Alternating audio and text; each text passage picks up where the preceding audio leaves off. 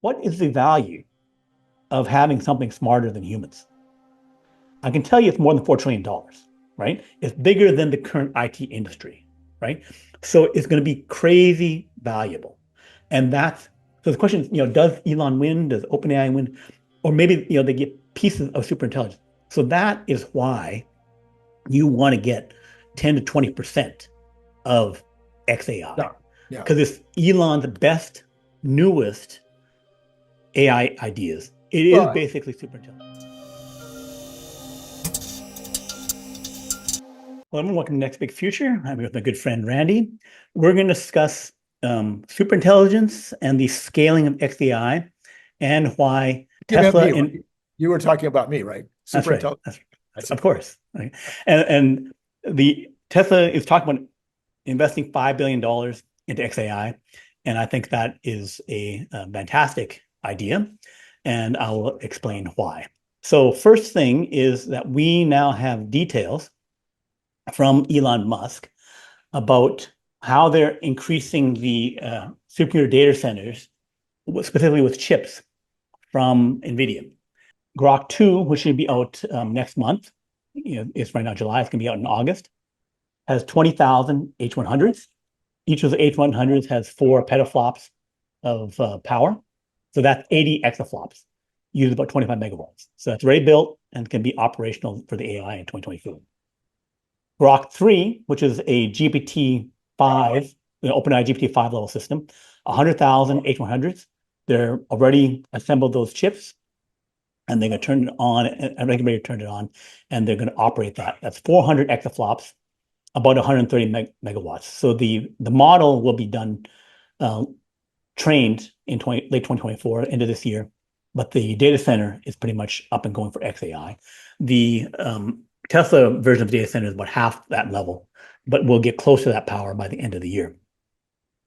Grok 4, the presumed next system. So Elon said that they will have 300,000 B200s. B200s have 20 petaflops. So 300,000 of those is 6 zettaflops. That would need 500 megawatts. That would be, the data center would go up middle of next year, and then the model should be trained about late next year. I'm thinking that they make a intermediate model early next year from 100,000 B200s. They'll take time to install all the B200 I chips. see. Hmm. And so then you'd have a 2 zettaflop one using roughly the same power as the H100s. So I expect 2 models next year. Jensen Wong and NVIDIA. Who do you give the used H100s to?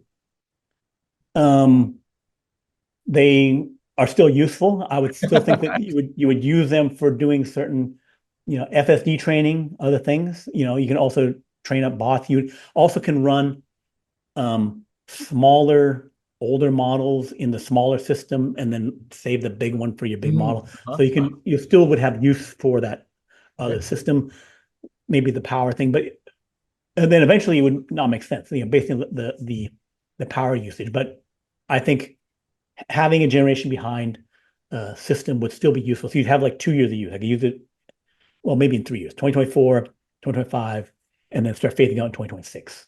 Wow. But it wouldn't be the Wow. main one. It would go like main one, and then the development system, test system, and then retire So we is how got I kind think. of like my iPhone. So it's a Right. 2-year deal, huh? Okay. 2 or 3 year deal max. Yeah. Right. So, because I see, we had the 20K, 100K one of the same chip.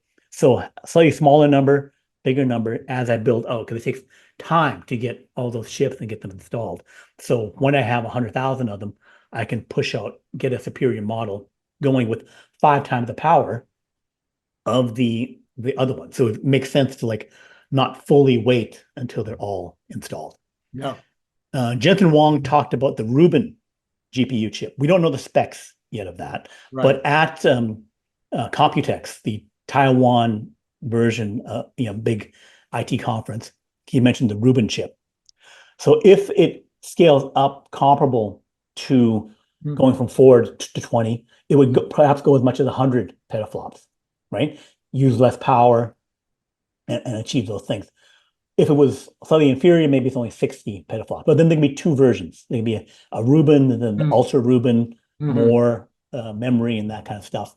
So just ballparking it, well, let's just call it, you know, the 100 petaflops. So then if you have 240,000 of them, again, either going to scale to a million, again, every time bigger and bigger, more chips, right? Yep. Then 24 zettaflops with a 240K Rubin. I'm thinking that the Rubin doesn't come out 26. They may be able to get that, until 2026, maybe Mm. even 2027, right? Because they have to get a significant number of it. So I'm thinking things kind of slow down in terms of like getting things installed. Plus, you have to make a gigawatt of power, probably, right? If they can't hit the energy side, then you'd end up with say 120 Rubins running a gigawatt, right? Or you have to like sacrifice some power from Nvidia production in order to keep inside a power envelope. So Nvidia will match what people can actually pull together from the power. But if you can get a 500 megawatt system that uh, XAI is building and Tesla's building in like Texas Yeah. now, then you would think they would scale up bigger to get to the 1 gigawatt and beyond. But that's going on because they know they got to keep scaling up, right? Yeah. Yeah. And then they will get to 1 million Rubins. And I'm estimating that 100 zettaflops. So these zettaflop, exaflop things, that 100 zettaflops is 100 million petaflops. Yeah. Right? So it's a million chips, but each one's 100 times more powerful. Yeah. Right. And as Jensen had said about getting, 40 times more power out of chips and stuff like that. So these increases in power, 5x, 5x, we get 25 times. They definitely have all that kind of planned out. So this is quite certain up until 2027. Then I'm presuming there'll be another chip. I call it a next chip beyond Rubin. Next. And again, they would try and do 1 million, 3 million. And then if they can get that next level of scaling, which is more perspective, not even mention the chip, but clearly they would try to achieve that. And Jensen's talked about getting a million times more power over the next decade from where we were like late last year. Yeah. So this is, getting that 1,000 million times more power. 1.2 yottaflops, which would be 1.2 billion petaflops. A billion petaflops probably needs 6 gigawatts of power, 2029. And If is you can't, Yada flops a real thing, or did you make that up?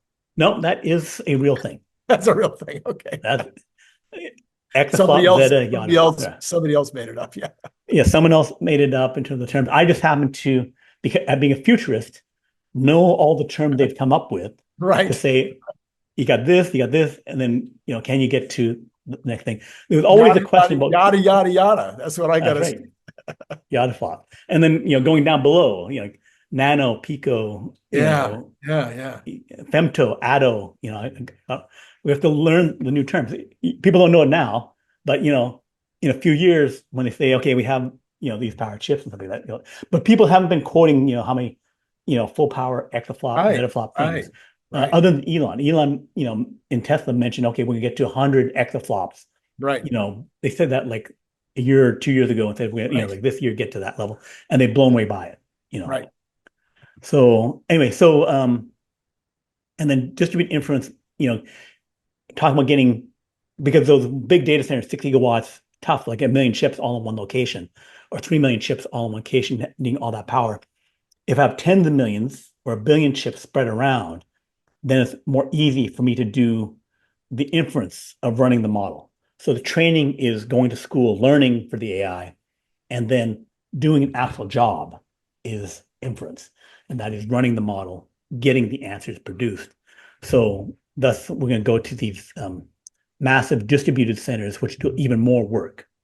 That which is basically for the Tesla advantage with Teslabots, making a billion Teslabots, 10 billion Teslabots, or a billion cars, means each one has a chip inside to let me do billions of chips of computing all around the world.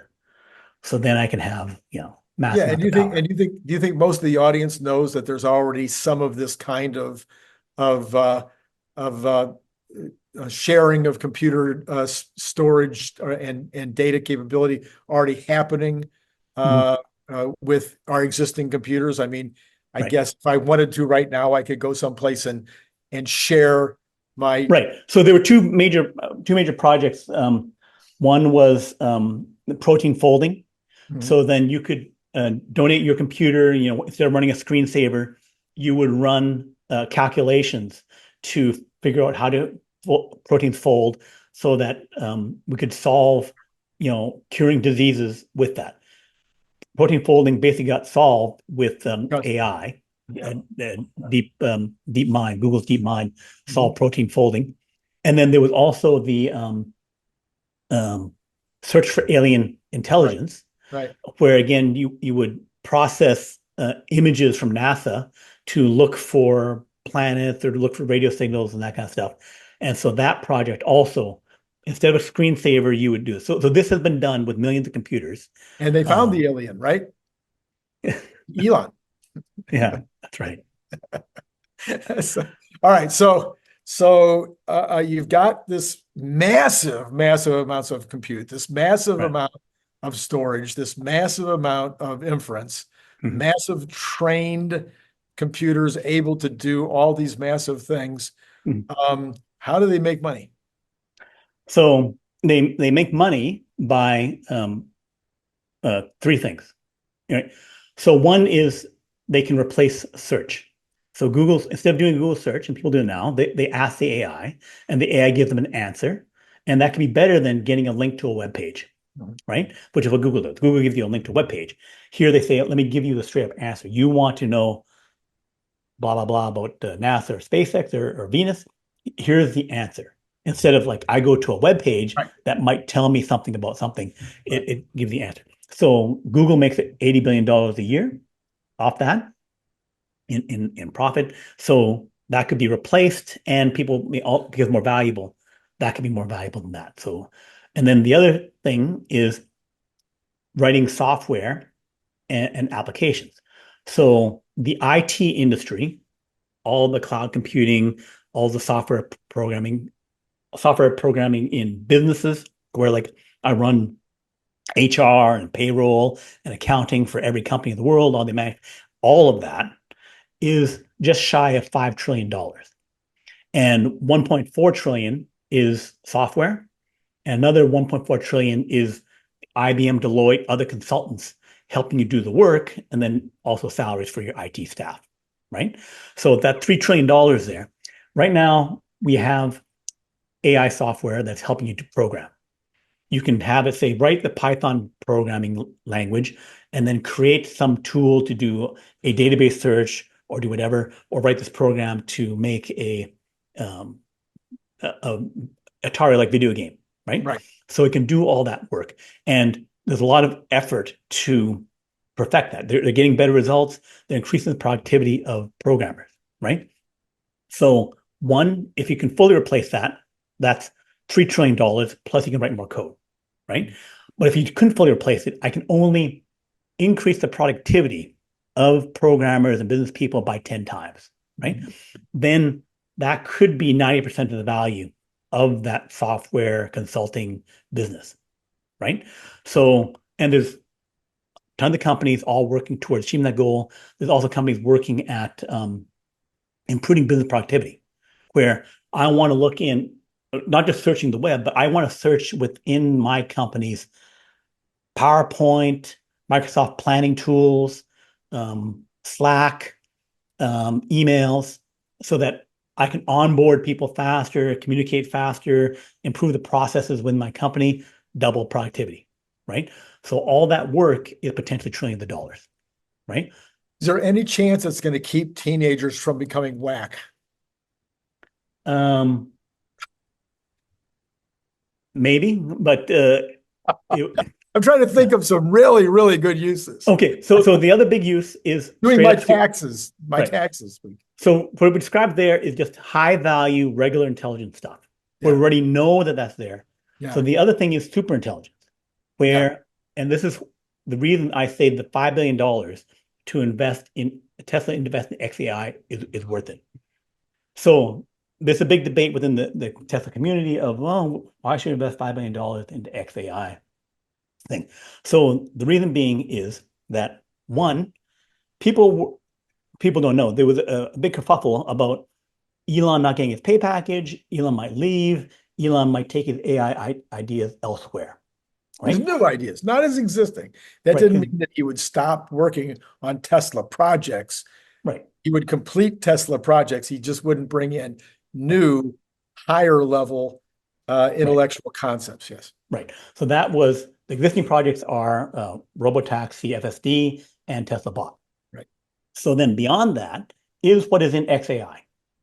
So the new ideas is XAI. But why form a new company? Why doesn't he just keep it all inside? The reason being is people don't know. I live in Silicon Valley. And in the startup culture, if you are the hotshot AI programmer, right, you don't want to be the guy working on AI inside of IBM. You don't want to be the guy, just doing something, helping one thing. Yes, you're great. They pay $1 million a year. You don't care about $1 million a year.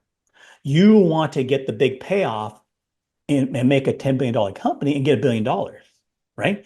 Well, when did that happen? Perplexity. There's a company called Perplexity AI, where it had like 28 guys who left Google and Meta or DeepMind or whatever like that, and Anthropic, and then formed their own company.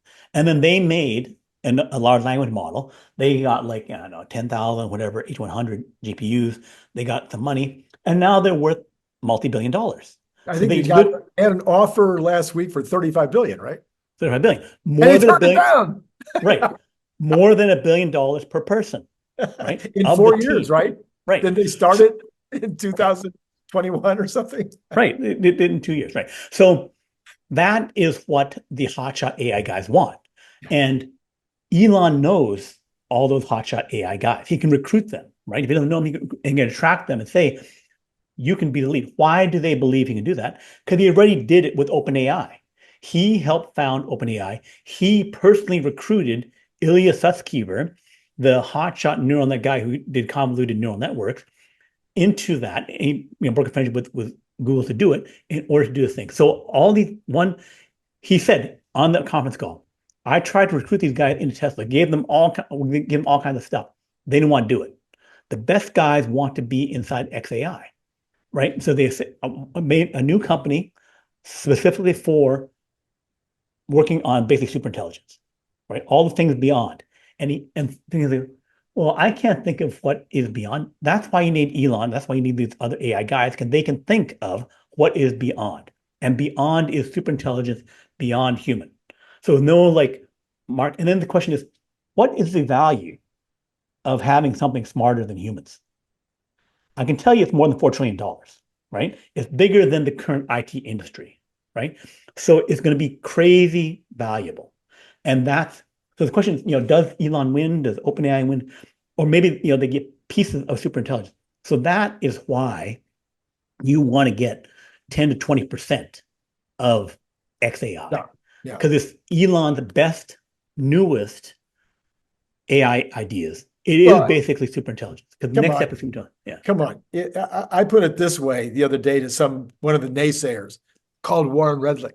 Yeah. Anyway, I said to Warren, I said, wouldn't you take 1/100th? If you had a phone call right now and somebody said you could take 1/100th of your current Tesla, what you have invested in Tesla, let's say for fun, it's $100,000. So if somebody called you and said, can you put together $1,000 right now? We'll let you have an investment in XAI. Mhm. I told him I wouldn't have had to think about it for a second. Yeah. Same thing with SpaceX, same thing with Neuralink, same things with all the company, even Boring Company. Right. If I got a phone call, yeah, you can put $1,000 in. Now, if somebody calls me and they want 100,000, I don't have it. Right. Okay, but if somebody calls me and wants 1,000 Right. or a couple of grand, yeah, I'm going to find a way. I'll check the cushions, Right. So yeah, that's not even a question. So that's what it is. Basically, this opportunity at 5 billion is just less than 1/100th of the current valuation of Tesla. So I'm putting 1/100th of my investment into XAI. I'm good. Right. Right. And also it solves all kinds of issues with people saying, why is XAI working so closely with Tesla? Why is Tesla working with XAI? It's like we have cross ownership, Right. so all work together. And that will be what will happen with all the other companies too, with Tesla and SpaceX, XAI and SpaceX, because there's all these things where like they're, SpaceX is controlling all communications or most communications Right. and space. Um, Tesla is controlling the cars and the bots. XAI is controlling some super intelligent stuff and extra data centers and things. X, the Twitter thing, is controlling a lot of social media and is going to get into banking and Banking. Yeah. finance and payroll, right? So you have all these pieces, all these are a merged economy, and they Right. need to all work together seamlessly. And so having some cross ownership structure would facilitate that capability, which I think is going to happen.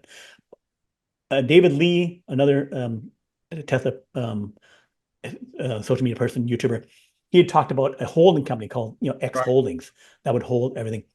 The issue with that is that it's, I think, too inflexible and doesn't address. There's a bunch of legal stuff. There's, stock option things, and also it's like, the XAI, like I said, staff needs to have, more stuff. So having an overall holding structure wouldn't work given the mixed interests and stuff Yeah, within each of the companies. you can kind of do it now. Some of Kathy Wood's ETFs have holdings in SpaceX and holdings in Neuralink and whatnot. So that's one way you can do it. And it might be maybe Kathy should put one together that's only that, Mhm. only Elon Musk's stuff. So then we could have that opportunity to invest through an ETF.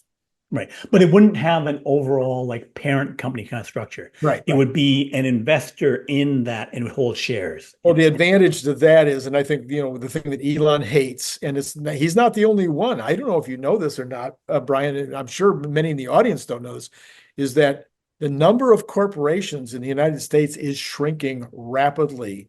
The Hmm. Russell 2000 is having a hard time maintaining their 2000, or it's the Russell 5000. Anyway, I think it's the Russell That's 5000. 2000, yeah.